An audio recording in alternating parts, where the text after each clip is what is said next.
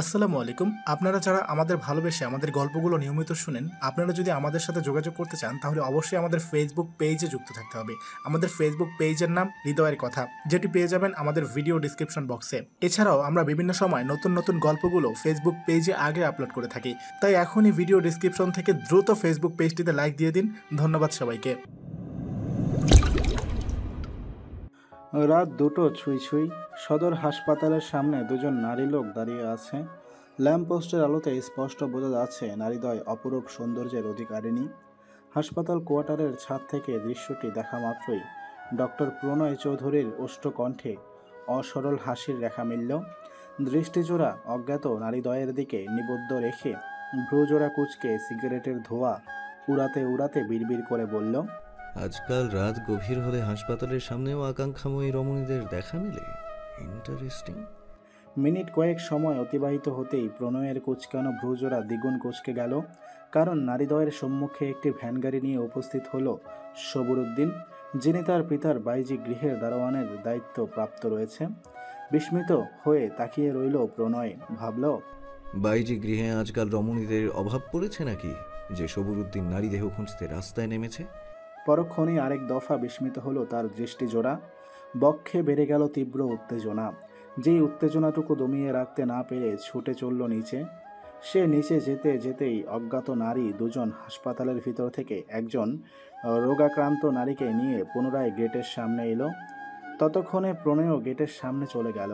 প্রণয় সবুরউদ্দিনকে উদ্দেশ্য করে বলল, গভীর রাতে রাস্তাঘাটে তোমার দেখা মিলছে, বহু নারীর গন্ধ তোমার আশেপাশে কিলবিল করছে। ব্যাপারখানা কি সবুরউদ্দিন? ধর্মকর্ম সব গিলে খেলে নাকি? আঁতকে উঠল সবুরউদ্দিন। পা থেকে মাথা অবধি ভয়ঙ্কর কম্পন সৃষ্টি হলো তার। বার কয়েক ঢোক গিলে একবার নারী লোকদের দিকে তো আরেকবার প্রণয়ের দিকে দৃষ্টি বুলাতে শুরু করল। ভয়ে কুঁকড়ে গেল নারী লোকগুলোও। কিন্তু পীড়িত নারীটি নিজের ভারসাম্য বজায় রাখতে পারছিল না বিধায় দুজন মিলে তাকে ভ্যানগাড়িতে শুইয়ে দিল। তারপর জড়সড় হয়ে দাঁড়িয়ে রইল দুজনেই। তাদের একজন অপরজনকে আষ্টে পৃষ্ঠে জড়িয়ে দাঁড়িয়ে রইল। এ দৃশ্য দেখে বিরক্তিতে চোখ মুখ কুঁচকে সবুরউদ্দিনের দিকে কঠোর দৃষ্টি নিক্ষেপ করল প্রণয়। প্রশ্ন করল, এরা কারা সবুরউদ্দিন? আমার প্রশ্নের জবাব দাও। দুহাত জোর করে প্রণয় চৌধুরীর পায়ে লুটিয়ে পড়ল সবুরউদ্দিন। বলল, ক্ষমা করবেন জনাব, এরা আপনার গৃহেরই সদস্য। আমার গৃহের?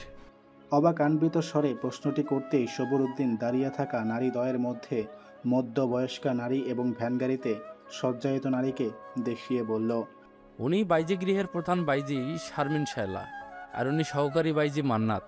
সবুরউদ্দিনের কথা শেষ হওয়া মাত্রই প্রণয়ের মুখ বিকৃত রূপ ধারণ করল। একরাশ ঘৃণা ছুঁড়ে তাকালো শারমিন বাইজি এবং মান্নাত বাইজির দিকে।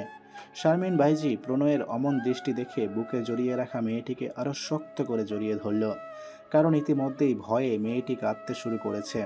প্রণয় চৌধুরী এসব দৃশ্যে বিন্দু মাত্র ভ্রুক্ষেপ করল না, কিন্তু ভ্যানগাড়িতে শুয়ে থাকা নারীটির দিকে আঙুল তুলে প্রশ্ন করল, সর্বক্ষণের জন্য 5 ফোড়ন গৃহে চিকিৎসক রয়েছে অগণিত সেবিকারা। যতদূর জানি বাইজি গৃহের জন্য আলাদা আলাদা ব্যবস্থা রয়েছে, তবুও কেন এই নারীকে এখানে নিয়ে আসা হলো? প্রণয় চৌধুরীর এহেন হুঙ্কারে শারমিন বাইজির বক্ষে চেপে রাখা কন্যাটির সর্বাঙ্গ শিউরে উঠল। কয়েক পলক সময় নিয়ে নিজ বোধশক্তি হারিয়ে ফেলল। পুরোপুরি দেহের ভার ছেড়ে দেওয়ায় শারমিন বাইজি আঁতকে উঠল। মৃদু আর্তনাদ করে বলল, নূর।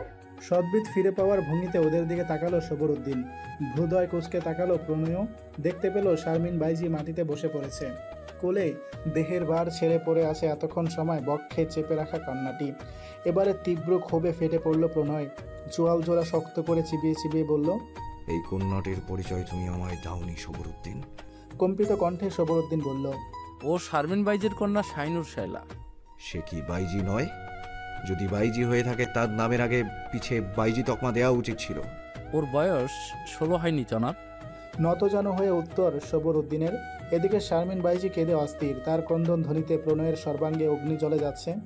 অসহ্যের চরম সীমানায় পৌঁছে গিয়ে সবুরউদ্দিনকে আদেশ করল, সবুরউদ্দিন, পীড়িত নারীটিকে এই মুহূর্তে বাইজি গৃহে পৌঁছে দিয়ে আসবে। স্বস্তির সহিত উঠে দাঁড়ালো সবুরউদ্দিন। শারমিন বাইজিকে উদ্দেশ্য করে বলল, বউজান, নূরের জ্ঞান কি ফিরছে? প্রণয় বলল, সবুরউদ্দিন, বুঝতে ভুল করেছো। আমি তোমাকে এবং এই নারীকে যাওয়ার অনুমতি দিয়েছি, এই দুজনকে নয়। তোমাকে যাওয়ার অনুমতি দিয়েছি এই জন্য যে 20 মিনিটের মাথায় আবার তোমাকে আমার চোখের সামনে দেখতে চাই। কিন্তু জনাব, ওদের কোনো দোষ নেই। দোষ তোমারও নেই সবুরউদ্দিন, কিন্তু ভুল তোমাদের প্রত্যেকের রয়েছে, আর সেই ভুল সম্পর্কে অবগত হওয়ার অধিকার আমার রয়েছে। আশা করি বুঝতে পেরেছো। মান্নাত বাইজিকে নিয়ে পাঁচফোড়ন গৃহের উদ্দেশ্যে রওনা হলো সবরউদ্দিন। সবরউদ্দিন বিদায় হতেই প্রণয় চৌধুরী শারমিন বাইজিকে বলল, শারমিন বাইজি, নিজ কন্যাটিকে জাগানোর চেষ্টা করো। শারমিন বাইজি চারপাশে সচেতন দৃষ্টি বোলালো। প্রণয় চৌধুরী তখনও গম্ভীর ভঙ্গিতে বিপরীত দিকে তাকিয়ে শটান হয়ে দাঁড়িয়ে আছে। শারমিন বাইজি বলল, জনাব, আপনি অনুমতি দিলে পানির ব্যবস্থা করতাম। প্রণয় চৌধুরী মাথা নাড়িয়ে সম্মতি দিল, তবুও একটিবার পিছে ফিরে চাইল না। ভূমিতেই দেহ ভাসিয়ে শাহিনুরকে শুয়ে দিল শারমিন বাইজি। হাসপাতালের কোনো সাইটে পাবলিক টিউবওয়েল রয়েছে জানে না শারমিন, তবুও প্রণয় চৌধুরীকে একটিবার প্রশ্ন করার দুঃসাহস দেখালো না সে, কারণ প্রণয় যে জমিদার পুত্র।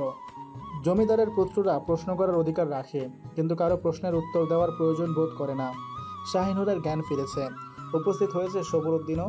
প্রণয় চৌধুরীও আদেশ দিয়েছে তাকে অনুসরণ করার জন্য। তিনটে শঙ্কিত প্রাণ অত্যন্ত সচেতন হয়ে প্রণয়ের পিছু পিছু চলতে লাগলো।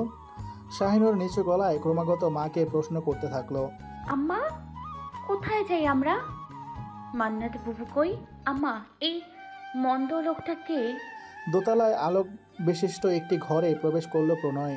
ঘরের মাঝ বরাবর চতুর্থ ভাঁজকৃতির একটি টেবিল এবং একটি চেয়ার ব্যতীত আর কিছু নেই। প্রণয় চৌধুরী তার সুগঠিত ভয়াবহ দেহটি দৃঢ় চরণদ্বয় ধারা এগিয়ে নিয়ে সিংহাসনের ন্যায় চেয়ারটিতে বসল। বাম পায়ের উপর ডান পা তুলে বেশ আইসি ভঙ্গিতে বসে কিছুক্ষণ নিশ্চুপ রইল। সবরউদ্দিন, শারমিন বাইজি, শাহিনুর তিনটে মাথায় নিচু হয়ে চুপচাপ দাঁড়িয়ে আছে তার সম্মুখে। প্রণয় চৌধুরী কয়েক পলক চুপ থেকে আচমকাই টেলিফোন থেকে কাউকে কল করলো, বলল, 1 কাপ চা পাঠিয়ে দাও তো নিবিড়। তারপর টেলিফোন রেখে দৃঢ় চাহনিতে তাকালো সম্মুখে দাঁড়িয়ে থাকা মানবীদের দিকে। পুরোপুরি আলোতে স্পষ্ট তিনটা মুখ দেখে দৃষ্টিজোড়া আর দৃঢ় রইল না প্রণয়ের। গোলাপি রঙের জর্জেট শাড়ি পরিহিত শারমিন বাইজি, গলায় কানে লাল নীল পাথরের সংমিশ্রণে গয়না, দুহাত ভর্তি কাচের চুড়ি, ভ্রুজোড়ার মধ্যবর্তী অংশে গোলাপি রঙের টিপ, ওষ্ঠজোড়া চকচকে গোলাপি আয়নার মতো ফুটে উঠেছে গাঢ় গোলাপি রঙের লিপস্টিক দেওয়ার জন্য। চেহারার চাকচিক্য দেখে বোঝাই যাচ্ছে যৌবন এখনও ফুরিয়ে যায়নি তার। যতকাল যৌবন আছে ততকালই আকাঙ্ক্ষাময়ী নারীদের রাজত্ব চলবে। ভাবা মাত্রই পাশে থাকা পুষ্প মুকুলের দিকে নজর পড়ল তার। মুহূর্তেই দৃষ্টিজোড়া সরিয়ে নিল, বিড়বিড় করে তাচ্ছিল্য সহকারে বলল, পুষ্প করি এই ছিন্নমূলে পরিণত হলো বলে। প্রণয় চৌধুরীর দৃষ্টিকে পরিচিত ঘৃণাত্মক দৃষ্টিতে মিলিয়ে নিয়ে শারমিন বাইজির অন্তরাত্মা কেঁপে উঠল। শাহিনুরের গা ঘেঁষে দাঁড়িয়ে উপরওয়ালার নিকট কেবল একটাই প্রার্থনা জানালো, হে প্রভু, রক্ষা করো, রক্ষা করো। প্রণয় চৌধুরী বলল, সবরউদ্দিন এবং শারমিন বাইজি, সুস্পষ্টভাবে পুরো ঘটনার বিবৃতি করো। সবরউদ্দিন, শারমিন বাইজি দুজনেই ঢোক গিলল। শাহিনুর অবুঝের ন্যায় মা এবং সবরউদ্দিনের দিকে তাকালো, কিন্তু সম্মুখে তাকানোর সাহস করে উঠল না। দুনিয়া জুড়ে মন্দ পুরুষের বাস। কিছু সময় পূর্বে সম্মুখের মন্দ পুরুষটির হুঙ্কারে হৃৎপিণ্ড ছিন্ন হতে নিয়েও হয়নি, কিন্তু হুঁশ হারিয়েছে। না জানি এখন সম্মুখে তাকালে কোন প্রলয় ঘটে যায়। তার আম্মা বলেছে মন্দ মানুষটা ওই মন্দ বাড়িরই ছেলে, তাই মন্দ নজরে নজর না মেলানোই শ্রেয়। শাহিনুর মনের সাথে মনের আলোচনাতে ব্যস্ত। এদিকে সবরউদ্দিন শঙ্কিত কণ্ঠে বলল, মান্নাত বাইজি গর্ভবতী ছিল জনাব, তাই গোপনভাবে গর্ভপাত করাতে এই হাসপাতালে নিয়ে আসছি।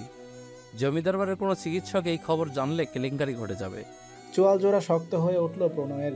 ক্ষোভে ফেটে পড়ে চিবিয়ে চিবিয়ে বলল, বাচ্চাটা কার? ভয়ে হাউমাউ করে কাঁদতে শুরু করলো সবরউদ্দিন। বলল, মাফ করুন জনাব, এ কথা আমি বলতে পারবো না। কাল সকাল দেখার আশা আছে সবরউদ্দিন? প্রণয়ের মুখে এহেন বাক্য শুনে কেঁপে উঠল শারমিন বাইজি। অনবরত কাঁপতে থাকলো শাহিনুরও, কিন্তু শারমিন নিজেকে যথেষ্ট সামলে নিয়ে অত্যন্ত সাহসিকতার সঙ্গে জবাব দিল, নিজ ঘরের প্রকৃতি শুনে হজম করতে পারবেন তো জনাব? শারমিনের মুখে এমন অকপট জবাবের সঙ্গে প্রশ্ন শুনে চোখ দুটো রক্তিম বর্ণ ধারণ করল প্রণয়ের। দুহাত সর্বোচ্চ শক্তি দিয়ে মুঠোবন্দি করে নিয়ে বলল, সোজা সাপটা জবাব দাও বাইজি, কে এই সন্তানের বাবা? নামটা না হয় আড়ালে থাকুন, তবে নিশ্চিন্ত থাকুন জনাব। অলিওর চৌধুরীর বংশধরের বিনাশ ঘটেছে। ললাট বেয়ে ঘাম ঝরতে শুরু করলো প্রণয়ের। আফসোসের সুরে বলল, এক বাইজির গর্ভে জমিদারের অংশের শেষ পরিণতি এর চেয়ে ভালো আর কি হতে পারে? শারমিন বাইজি, নিঃশেষ হয়ে যাওয়া ওই অংশটুকুর পিতৃ পরিচয় জানিয়ে বিদেয় হও। শহরের অভ্যন্তরেই বসবাস জমিদার অলিওর চৌধুরীর। তিনি 5 পুত্রের জনক। তার দ্বিতীয় স্ত্রী প্রেরণার গর্ভের সন্তান পল্লব চৌধুরী, পলাশ চৌধুরী, প্রণয় চৌধুরী, অঙ্গন এবং রঙ্গন চৌধুরী। তার প্রথম স্ত্রীর নাম অরুণা চৌধুরী। প্রথম স্ত্রী অরুণার সন্তান ধারণে অক্ষম ছিলেন, তাই খালাতো বোন প্রেরণার সাথে প্রণয়ের সম্পর্ক পরবর্তীতে বৈবাহিক সম্পর্কের রূপ নেয়। বিয়ের 10 বছরের ব্যবধানে 5 পুত্রের জনক জননী হয় অলিওর এবং প্রেরণা চৌধুরী। 5 পুত্রকে নিয়ে গর্ভধারিণী প্রেরণার থেকেও বেশি উল্লাসিত ছিল অরুণা। তাই অলিওরের কাছে পঞ্চপুত্র নিয়ে তার প্রথম আবদার ছিল তাদের প্রধান এই গৃহটি পঞ্চভাইকে উপহার স্বরূপ লিখে দিতে এবং জমিদার বাড়িটির নামকরণ করতে হবে 5 ফোড়ন গৃহ। জমিদারের এই 5 পুত্র ঠিক 5 প্রকার মশলার মতোই। জিরা, কালো জিরা, মেথি, মৌরি ও রাঁধুনির সংমিশ্রণে যেমন তৈরি হয়েছে 5 ফোড়ন মশলা, ঠিক তেমনি অলিওর চৌধুরীর পঞ্চপুত্রের মিশ্রণে তৈরি 5 ফোড়ন গৃহ, যারা একই গর্ভে থেকে জন্মানো সত্ত্বেও প্রত্যেকে ভিন্ন স্বভাবের অধিকারী। জমিদার অলিওর চৌধুরী যেমন সম্পদশালী, ঠিক তেমনি বদ মেজাজি। তার 2 সহধর্মিণী ভীষণ শান্তশিষ্ট এবং ধৈর্যশীল, কিন্তু তার পুত্ররা এক একটা ঠিক এক এক ধাঁচের। মিল কেবল একদিকেই রয়েছে, পঞ্চভাই ভীষণ রহস্যময় এবং দুর্বৃত্ত চরিত্রের অধিকারী। এই পঞ্চভাইদের মধ্যে 5 ফোড়ন গৃহের বাইরে রয়েছে একজন, সে হলো প্রণয় চৌধুরী, যিনি বাবার বিরাট রাজত্বের তোয়াক্কা না করে পড়াশোনায় সফলতা বয়ে এনে একই শহরের একটি সরকারি হাসপাতালে MBBS ডাক্তার হিসেবে কর্মরত রয়েছে। কোথায় বাবার রাজত্বের টান, কোথায় বাবার বাইজি গৃহে নারী দেহের টান। কোনো কিছুরই টান অনুভব করে না সে, কেবল মস্তিষ্কের উপরিভাগে মাতৃ হস্তের স্নেহ। ললাটে মাতৃ ওষ্ঠের চুম্বন ছাড়া হাসপাতাল থেকে কোয়ার্টারে ফিরতেই বিছানায় অঙ্গনকে দেখতে পেল প্রণয়। বলল, কখন এলি? আমি দুপুরে, সে এসেছে বিকালে। অঙ্গনের চোখের ইশারায় বাঁ দিকে ঘাড় ঘোরালো প্রণয়। রোমানাকে দেখে ভ্রু কুঁচকে বলল, রোমানা, কবে এলে? বারান্দা থেকেই গুটি গুটি পায়ে ঘরে প্রবেশ করলো রোমানা। অভিমানী সুরে বলল, 2 দিন আগে এসেছি। গতকাল তোমার বাড়ি ফেরার কথা ছিল প্রণয়, কেন তুমি ফেরোনি? গায়ে জড়ানো কোট খুলতে খুলতে গম্ভীর কণ্ঠে প্রণয় বলল। এই প্রাপ্তিটুকুর জন্যই। প্রণয়ের ওষ্ঠকোণে গুরু গম্ভীর বাঁকা হাসি দেখতে পেয়ে বক্ষস্থলে শীতল স্রোত বেয়ে গেল রোমানার। গায়ে পরিহিত শুভ্র শাড়িটির আঁচলখানা খামচে ধরে দন্ত দ্বারা নিজের অধরে কামড়াতে শুরু করলো ক্রমাগত। প্রণয় অঙ্গনের দিকে তাকিয়ে দেখলো সে ডায়েরি লিখতে ব্যস্ত, তাই ধীরে পায়ে রোমানার দিকে এগিয়ে গিয়ে কানের কাছে মুখ নিয়ে ফিসফিস কণ্ঠে বলল, তোমার দাঁতগুলো আমি তুলে নেব রোমানা। তোমার কাজ এরা কেন করছে বলতে পারো?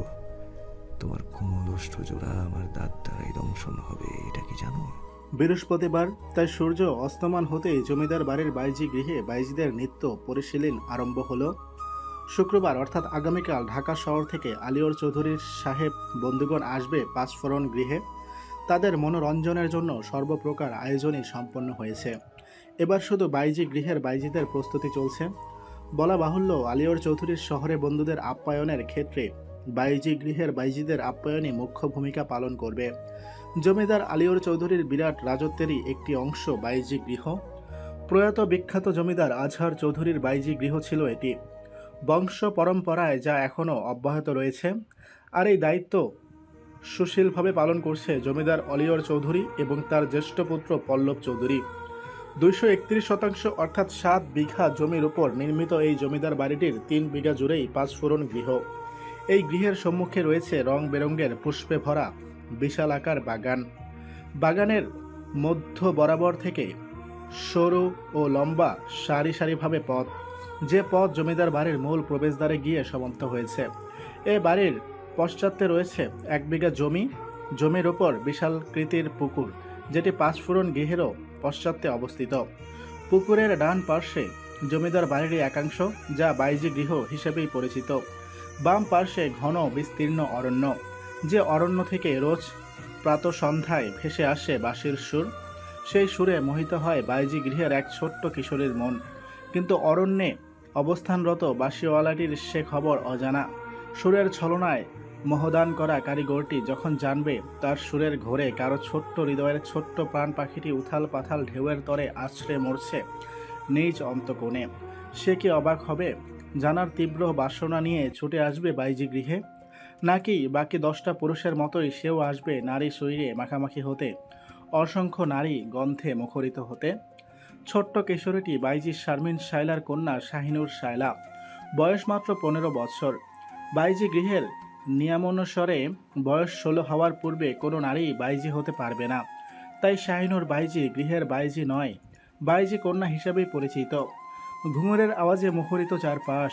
সে আওয়াজে কর্ণপাত করছে না শাহিনুর, করেও লাভ নেই, কারণ মনে তীব্র বাসনা থাকা সত্ত্বেও মায়ের কড়া শাসনের জেরে ওই ঘুঙুরকে নিজ চরণে কখনো ঠাঁই দিতে পারেনি সে। যে সুরের টানে ঘুঙুরের প্রতি তীব্র আকর্ষণ ভুলে যায় শাহিনুর, সে সুরের ঘোরেই মোহিত হয়ে চার দেয়ালে আবিষ্ট ঘরটিতে থেকে সে সর্বাঙ্গে অন্তকোণে স্বর্গসুখ অনুভব করছে। শারমিন বুঝতে পারে ঘুঙুরের প্রতি শাহিনুরের তীব্র আকর্ষণ রয়েছে। ঘুঙুরের আওয়াজে জেগে ওঠে শাহিনুরের সমস্ত ইন্দ্রিয়। তাই এই ঘুঙুর থেকে মেয়েকে যথাসম্ভব দূরে রাখার চেষ্টা করে, যদিও অসম্ভব প্রায় বিষয়টিকে সম্ভব করার চেষ্টা মাত্র। তবুও শারমিন তার সিদ্ধান্তে অটল।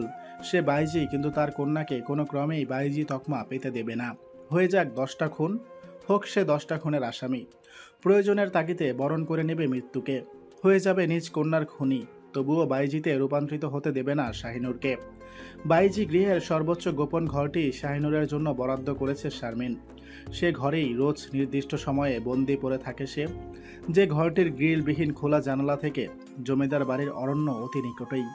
সে অরণ্য থেকেই রোজ বাঁশির সুর শুনতে পায় শাহিনুর, যে সুর তার কিশোরী মনের ছটফটানিগুলো গাঢ় করে, কিশোরী বয়সের কৌতূহলগুলোকে করে তীব্র।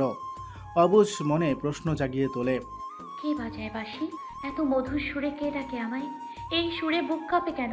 আম্মা, ঘুঙুরের আওয়াজে আমি নাচতে চাই, কিন্তু বাঁশির সুরে আমার বুক নৃত্য করে। এই নৃত্য তুমি কেমনে বন্ধ করবা? রাতের খাবার সেরে চা পানে ব্যস্ত প্রণয় অঙ্গন।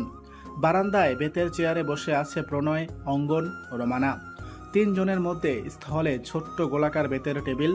প্রণয়, রোমানা পাশাপাশি বসেছে, আর অঙ্গন তাদের সামনে। শহরে রাত, রাস্তায় মানুষজনে তখনও কিলবিল করছে। চলছে অবিরত বাস, ট্রাক সহ নানা যানবাহন। থেকে থেকে গাড়ির হর্নের শব্দগুলো বাড়ি খাচ্ছে কানে। মাঘ মাসের মাঝামাঝি সময় হলেও তীব্র শীত ছুঁতে পারেনি ওদের। একদিকে মানুষের কোলাহল, যানবাহনের বিকট শব্দ, অপরদিকে বইছে শস্য বাতাস। প্রণয়ের একটি হাত নিজে দুহাতে মুঠোবন্দি করে নিয়ে মাথা নিচু করে আছে রোমানা। কখনো কাউকে ধ্যান করতে দেখলে বোঝা যাবে রোমানার অবস্থা এখন ঠিক কি। দৃষ্টিজোড়া নিবদ্ধ রেখে অষ্টজোড়া চেপে দুহাতের শক প্রণয়ের হাতটি আবদ্ধ করে বসে আছে সে, যেন সে প্রণয়ের হাত নয়, বহু আকাঙ্ক্ষিত কোনো জিনিস পেয়ে সার্থকতার এক ধ্যানে মগ্ন হয়ে পড়েছে। হাতে হাত মিলিত হওয়াতে এক উষ্ণ অনুভূতিতে লেপ্টে যাচ্ছে রোমানা। তীব্র উত্তেজনায় কাঁপছে বুক, থেকে থেকে শিউরে উঠছে দেহের প্রতিটি অঙ্গ। কিন্তু এসব অনুভূতি কি বিপরীত পক্ষের মানুষটাকে আদৌ ছুঁয়েছে, নাকি সবটাই এক পাক্ষিক? প্রণয়ের এক হাত যেহেতু রোমানার নিকট বন্দী, তাই সে অপর হাতে চা পান করছে। মুখমণ্ডলে তার অত্যন্ত গুরু গম্ভীর ভাব। তাদের দেখে অঙ্গনের মুখে দুষ্ট হাসির আভাস পাওয়া গেলেও সে হাসি স্পষ্টতর করল না, কারণ সম্মুখের মানবটি ভীষণ গম্ভীর এবং রসকসহীন, আর মানবীটি ভীষণ লাজুক এবং অভিমানী। দুষ্টুমির ছলে যদি এখন সে হেসে ফেলে, স্বভাবসুলভ মেয়েটি অভিমানে আরক্ত হয়ে ছলছল নয়নে চেয়ে ঠিক বলবে, ইটস নট ফেয়ার আঙ্গুর, তুমি আমাকে খেপাচ্ছ। তুমি জানো না তোমার ভাইয়াকে কতদিন পর কাছে পেয়েছি? খালাতো বোনের সঙ্গে মেয়েটি তার বেস্ট ফ্রেন্ডও, তাই এই মেয়েটির অভিমানে ঘেরা ছলছল নয়নদর তার পক্ষে সহ্য করা খুব কঠিন। অঙ্গন বলল, ভাই 9টা বাজে, এবার তো উঠতেই হবে।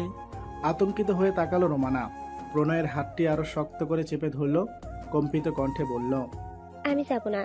প্রণয় অঙ্গন দুজনেই তাকালো রোমানার দিকে।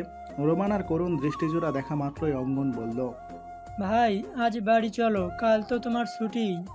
এই কথায় কোনো জবাব দিল না প্রণয়। রোমানার দিকে দৃষ্টি স্থির রেখে গম্ভীর কণ্ঠে বলল, তুই গিয়ে গাড়িতে বস, আমি ওকে পাঠাচ্ছি। নিচে চলে গেল অঙ্গন। বারান্দার রেলিং ঘেঁষে দাঁড়ালো প্রণয়। দুহাত পকেটে গুজে গম্ভীর ভঙ্গিতে দাঁড়িয়ে আছে সে। তার শানিত দৃষ্টিজোড়া প্রগাঢ়ভাবে বুলাতে থাকলো রোমানার সর্বাঙ্গে। তীব্র লজ্জায় বসা থেকে দাঁড়িয়ে পড়ল রোমানা। প্রণয়ের দৃষ্টিতে নিজ দৃষ্টিজোড়া স্থির রেখে বলল, একটু কি মায়া হয় না তোমার? একটু কি ইচ্ছে করে না এই অসহায়কে বুকে জায়গা দিতে? স্মিত হাসল প্রণয়। তার দৃঢ় চরণদ্বয় গৃহতলে ফেলে 2 কদম এগোলো। রোমানার একটি হাত ধরে নিজ ওষ্ঠে ছুঁয়ে বলল। ওই ওষ্ঠ জোড়া তোমারই। তারপর ওষ্ঠ থেকে রোমানার হাতটি ধীরে ধীরে নিজের বক্ষে চেপে ধরল, বলল, এই বুকটাও তোমার সময় হলে ঠিক জায়গা পাবে। তারপর রোমানার হাতের আঙুলের ফাঁকে আঙুল গুজে দিয়ে ললাটে ললাট ছুঁয়ে তপ্ত শ্বাস ছাড়তে ছাড়তে বলল, এই কপাল, এই ওষ্ঠ, এই বুক, এই হাত সবই তো তোমার রোমানা। আবেশে আচ্ছন্ন হয়ে মিহি কণ্ঠে প্রশ্ন করল রোমানা। এসব নয় প্রণয়, তোমার মনটুকুই যথেষ্ট আমার জন্য। তোমার মনটুকু শুধু আমার জন্য বরাদ্দ থাকলেই হবে। আচমকায় রোমানার মুখশ্রীতে কড়া দৃষ্টি ফেলল প্রণয়। আচমকা হাতটিও ছেড়ে দিল। ভ্রুদয় কুচকে ক্ষীণ কণ্ঠে বলল, এসব প্রসাধনী কেন মেখেছ রোমানা? প্রকৃতগতভাবে তুমি যা আছো তাই যথেষ্ট। এসবের কি প্রয়োজন? খালামণি তো সাজিয়ে দিয়েছে আমাকে।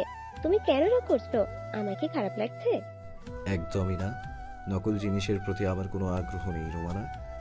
তোমার গায়ের চাপা রং নিয়ে যদি আমি কমফোর্টেবল ফিল করি, তুমি কেন করবে না? চোয়াল জোড়া শক্ত হয়ে উঠল। প্রণয়ের তীব্র ক্ষোভ নিয়ে সরে গেল রোমানের সামনে থেকে। আতঙ্কিত হয়ে চোখ বেয়ে অশ্রু গড়িয়ে পড়ল রোমানার। প্রণয় রেগে গেছে, তার প্রতি রেগে গেছে। কেন সে খালামনির কথা এত সাজলো? কেন মাখতে গেল প্রসাধনীগুলো? এখন কি করে এই কঠিন মানুষটাকে নিয়ন্ত্রণে আনবে সে? রোমানার ধারণা প্রণয় তার সাজগোজের জন্য রেগে গেছে। প্রণয় তাকে বোঝালো তাই। কিন্তু প্রণয় যদি এটার জন্য এভাবে রেগে গিয়ে থাকে, তাহলে পূর্বেই কেন রাখলো না? নাকি পূর্বে খেয়াল করেনি? এত সময় পর খেয়াল হয়েছে বলে এভাবে রেগে গিয়ে ছুঁড়ে ফেললো তাকে? নাকি সাংঘাতিক কিছু লুকাতেই এই প্রয়াস? শুক্রবার রাত তখন প্রায় 11টা। অলিওর চৌধুরীর মিত্রগণরা তখন প্রমত্তকর রস পান করে বেহুশের ন্যায় আচরণ করছে। বাইজি চুমকি আর বাইজি রূপসী নিত্যে নিত্যে শরীরে ঘাম ছড়িয়ে ফেলছে। শুভ্র দেহের গণ্ডস্থলে উদরে লেপ্টে থাকা ঘামগুলো মুক্তোর দানার মতো চকচক করছে।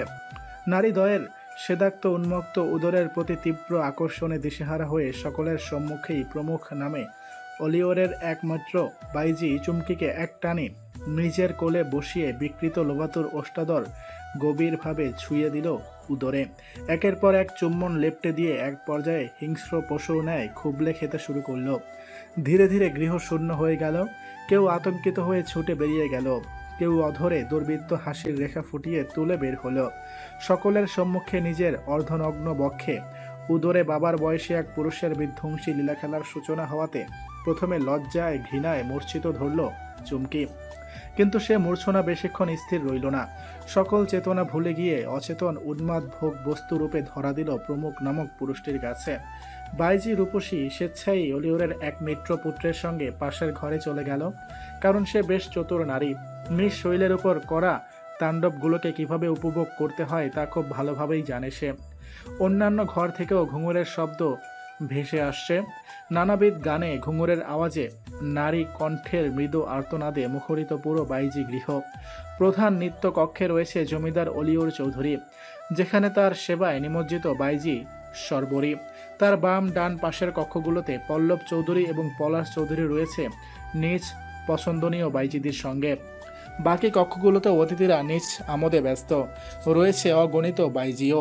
বাইজিদের প্রধান শারমিন বাইজি নিজ কক্ষে মান্নাতের সঙ্গে শুয়ে আছে। শারমিন বাইজিদের প্রধান হলেও সে নিত্য ব্যতীত অন্য কিছু দিয়ে জমিদার বাড়ির কোনো পুরুষ বা জমিদারের কোনো মিত্রের মন জয় করার প্রয়োজন মনে করে না, আর না তার উপর কেউ জবরদস্তি করতে পারে। জমিদার অলিওর চৌধুরী চরিত্রহীন হলেও নিজ প্রতিজ্ঞায় বরাবরই অটল। মান্নাত শারীরিকভাবে অসুস্থ থাকায় তার কিছুদিন ছুটি। দুই সখীকে শুয়ে আছে একই বিছানায়। চারপাশ থেকে অগণিত আওয়াজ এসে বাড়ি খাচ্ছে ওদের কর্ণে।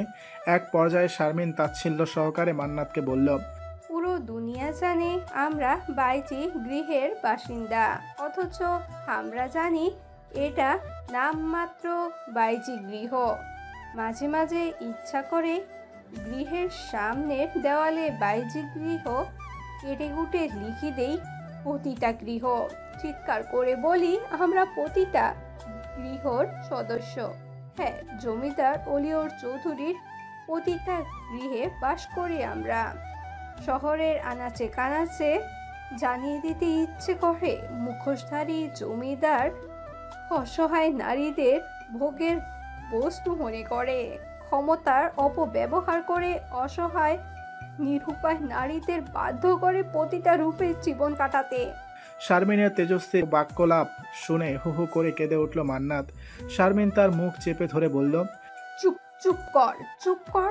জানোয়ারটা আজ এসেছে, নরপিচাসটা এসেছে আজ। আমি খুব কষ্টে অলিওরকে বুঝিয়েছি তোর স্ত্রীরজ সমস্যা ঘটেছে। জানিস, তখন জানোয়ারটা ঠোঁট টিপে হাসছিল। মানুষ এতটা নির্দয় কেন হয় সখী, এত নৃশংস? লোভে পাপ, পাপে মৃত্যু। তুই যে লোভ করেছিলি, ভালোবাসার লোভ, জমিদার পুত্রের পত্নী হওয়ার লোভ, তোকে মৃত্যুপুরীতে নিয়ে এসেছে। আমাদের মতো মেয়েদের যে ভালোবাসতে নেই, হয় যদি উচ্চ বংশীয় কেউ, সেখানে ভালোবাসা খুবই নগণ্য। যে ভালোবাসার ফাঁদে পড়ে আমার দেহ মন আজ ক্ষত বিক্ষত, সে ভালোবাসার ফাঁদে যেন আর কেউ না পড়ে, আর কারো গর্বে যেন না আসে ওই জমিদার বাড়ির অংশ, আর কোনো নিষ্পাপ প্রাণের যেন না ঘটে মৃত্যু। মান্নাতের কথা শুনে তাচ্ছিল্য হেসে শারমিন বলল, অভিশাপ দিতে হবে না মান্নাত, প্রকৃতি অভিশাপ বয়ে আনবে ওদের জীবনে। তুই কি এখনো টের পাসনি? পল্লব চৌধুরী নিঃসন্তান, পলাশ চৌধুরীর স্ত্রীরাও বাচ্চা ধরে না। আমার মন বলছে ওরা নির্বংশ হবে। শেষ জামানায় জয় আমাদেরই হবে। পলাশ চৌধুরী নামটা শুনতেই আবারও বাঁধ ভাঙা কান্নায় ভেঙে পড়ল মান্নাত। বলল, আমি ওকে খুব ভালোবাসি সখী। ও কেন আমাকে ধোকা দিল? কেন আমাদের সন্তানটাকে নিঃশেষ করে দিল? আমি ওর স্ত্রীর মর্যাদা পাইনি, কিন্তু ওর বাচ্চার মায়ের মর্যাদাটুকু কেন আমায় দিল না? তোমার মতো ভাগ্য কেন আমার হলো না? কেন আমি কারো মা ডাক শোনার অধিকার রাখি না? কারণ তুই বাইজি, তুই সেই বাইজি যাকে জমিদারের পুত্র পলাশ চৌধুরী ভালোবাসার ফাঁদে ফেলে বিয়ে করে জমিদার বাড়িতেই নিয়ে এসেছে, অথচ স্ত্রীর মর্যাদা দিতে পারেনি। কি নির্মম! ভালোই তোকে বাসলো রে, যে স্থান দিল বাইজি গৃহে, হলি তোর ভোগের সামগ্রী মাত্র। তাহলে এই সন্তানটাকেও স্বীকৃতি না দিয়ে বাঁচতে দিলেও পারত। নাই পেল বাবার পরিচয়, শুধু মা ডাকটুকু শুনতে দিত আমায়। নূরের মতোই মায়ের পরিচয় বেড়ে উঠত ও। তো এত বছরও মানুষটাকে চিনলি না মান্নাত? মন তো মানে নাই, কি করি আমি বলো? দীর্ঘশ্বাস ছাড়ল শারমিন, দৃঢ় কণ্ঠে বলল, আবেগটুকু নিঃশেষ করে দে মান্নাত, শান্তি পাবি। আচমকাই উতলা হয়ে মান্নাত বলল, সখী, আমাদের নূরের কি হবে? পলাশ চৌধুরী যে অপেক্ষায় আছে, গুনে গুনে আরো 7টি মাসের অপেক্ষা। সর্বাঙ্গ শিউরে উঠল শারমিনের। রহস্যে ঘেরা একটি হাসি দিয়ে বলল, ওর বাপকে দিয়েই আমার মেয়েকে নিরাপত্তা দিব আমি। বাবা ছেলে তো তাণ্ডব সৃষ্টি হবে সখী, পলাশ যে বড়ই নিষ্ঠুর। আমি নূরকে ঢাকা শহরে পাঠিয়ে দিব মান্নাত। এর জন্য সর্বাত্মক সহযোগিতা করবে জমিদার অলিয়র চৌধুরী। যদি বিশ্বাসঘাতকতা করে শেষ করে দিব ওকে। শিয়ালের কাছে মুরগি ভাগি দেওয়া কি ঠিক সখী? জমিদার আমার কথা দিয়েছে মান্নাত, তুই ভালো করে জানিস শয়তানটা কথা দিয়ে ঠিক কথা রাখে, আর যে কথা রাখে না সে কথা রাখবে বলে মিথ্যা প্রতিজ্ঞাও করে না। এটা জমিদার অলিয়র চৌধুরীর বিরাট গুণ। নূরকে ছেড়ে থাকতে পারবে? ওর সুন্দর ভবিষ্যতের জন্য যদি আমাকে বলিও দিতে হয় তাই দিব। কবে চলে যাবে নূর আমাদের থেকে? এই তো আমার কয়েকটা মাসে মেয়ের আরেকটু আদর পেয়ে নিক, যত্ন সহকারে আরেকটু করার শাসনের মেঘে থাকুক, আরেকটু মায়ের বুকে প্রশান্তির নিঃশ্বাস ছাড়ুক। মেয়েটা আমার বড্ড অবুঝ, বড্ড ছোট, মানাতে একটু পরিশ্রম তো হবেই বল। পুরো জমিদার বাড়ি প্রস্ফুটিত পুষ্পপুঞ্জে সজ্জিত করা হয়েছে। 5 ফুরন গৃহ নেমে এসেছে বিষাদ সিন্ধু। নিজ ঘরে দগ্ধ হৃদয়ে বসে আছে মুনতাহা। জমিদার অলিয়র চৌধুরীর দ্বিতীয় পুত্র পলাশ চৌধুরীর প্রকাশ্য প্রথম এবং একমাত্র পত্নী মুনতাহা চৌধুরী। বাইজি মান্নাতের সঙ্গে পলাশের প্রেমের সম্পর্ক, তারপর বিয়ে, পুরোটাই অপ্রকাশিত রয়েছে। অত্যন্ত কৌশলে গ্রামের সহজ সরল গরিব ঘরের মান্নাতকে প্রেমের ফাঁদে ফেলে গোপনে বিয়ে করে পলাশ, তারপর নিয়ে আসে নিজ গৃহে, কিন্তু বউ হিসাবে নয়, বাইজি গৃহের এক বাইজি হিসাবে। তার ঠিক 3 মাসের মাথায় মা প্রেরণার ভাইয়ের মেয়ে মুনতাহাকে স্ত্রীর মর্যাদা দিয়ে 5 ফোরন গৃহে নিয়ে আসে। মন প্রাণ দিয়ে পলাশকে ভালোবাসে মুনতাহা।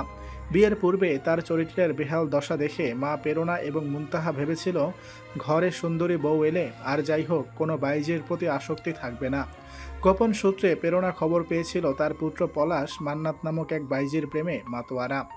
ভিতরের খবর কেউ জানে না, বাইরে থেকে যতটুকু অবগত হয় ততটুকুই নিরাপত্তা দেওয়ার চেষ্টা করেছিল মা প্রেরণা আর মুনতাহাও, কিন্তু লাভ হয়নি। হবে কি করে? গোড়ায় গন্ডগোল থাকলে আগা কি সঠিকভাবে বাড়তে পারে? মুনতাহার নয়ন জুড়ে আজ শোকের ছায়া, কারণ তার স্বামী আজ বাইজি গৃহে বাইজি শরীরে মগ্ন রয়েছে। আজকের পর্বটি যদি আপনাদের ভালো লাগে তাহলে অবশ্যই একটি লাইক দিয়ে দিবেন এবং কমেন্ট করে আপনার মূল্যবান মতামত জানিয়ে দিতে পারেন আমাদেরকে। আর যদি এই গল্পের পরবর্তী পার্টগুলো মিস করতে না চান তাহলে এক্ষুনি আমাদের চ্যানেলটিকে সাবস্ক্রাইব করে পাশের বেল আইকনটি বাজিয়ে দিন। ধন্যবাদ সবাইকে।